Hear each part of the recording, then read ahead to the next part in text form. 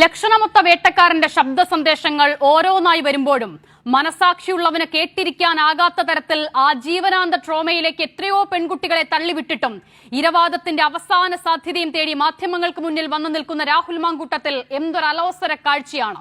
രണ്ടാമതൊരു ചോദ്യത്തിന് പോലും ഇട നൽകാതെ എഴുതി തയ്യാറാക്കിയ തിരക്കഥയും തെരഞ്ഞെടുത്ത തെളിവുകളും കാണിച്ചു മടങ്ങിയ രാഹുൽ വേട്ടയാടപ്പെട്ടവന്റെ പരിവേഷത്തിലേക്ക് സ്വയം പ്രതിഷ്ഠിക്കാനുള്ള ശ്രമത്തിനപ്പുറം മറ്റെന്താണ് നടത്തിയത്? പൊതുബോധത്തെയും പൊതുബോധ നിർമ്മിതിക്ക് വഴിയൊരുക്കുന്ന മാധ്യമങ്ങളെയും രാഹുൽ മാങ്കൂട്ടത്തോളം ഫലപ്രദമായി ഉപയോഗിക്കാൻ അറിയാവുന്ന മറ്റൊരാൾ വർത്തമാനകാല കോൺഗ്രസ് രാഷ്ട്രീയത്തിലില്ല. KSU കാലം മുതൽ സംഘടനയിലൂടെ വളർന്നു വന്ന എത്രയോ നേതാക്കൾക്ക് അപ്രാപ്യമായ പലതും കണ്ണടച്ചു തുറക്കും മുമ്പ് അയാൾ നേടിയതും ഇതേ സാമർഥ്യം ഉപയോഗിച്ചാണ്. അതിന് വഴിവെട്ടിയൊരുക്കിയ കോൺഗ്രസ് എന്ന പ്രസ്ഥാനത്തിന് പക്ഷേ അയാൾ ഇന്ന് തിരികെ നൽകുന്നത് എന്താണ്? കോൺഗ്രസിന്റെ ചരിത്രത്തിലില്ലാത്ത വിധം ഒരു വ്യക്തിയാൽ ഒരു രാഷ്ട്രീയ പ്രസ്ഥാനം ഒന്നാകെ തലകുനിച്ചു നിൽക്കുമ്പോഴും ഇരുളടഞ്ഞ തന്റെ രാഷ്ട്രീയ ഭാവിയിൽ വെളിച്ചത്തിന്റെ കണിക തേടാൻ മാത്രമാണ് അയാൾ ശ്രമിക്കുന്നത്.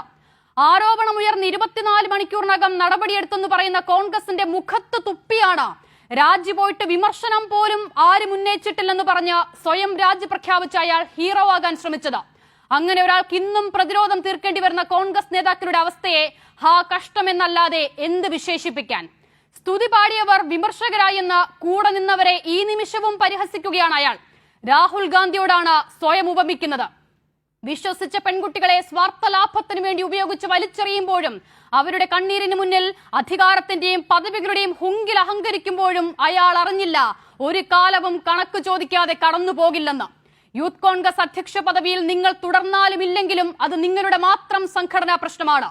പൊതുജനത്തിന് അതിൽ ഒരു താല്പര്യവുമില്ലെന്നർത്ഥം.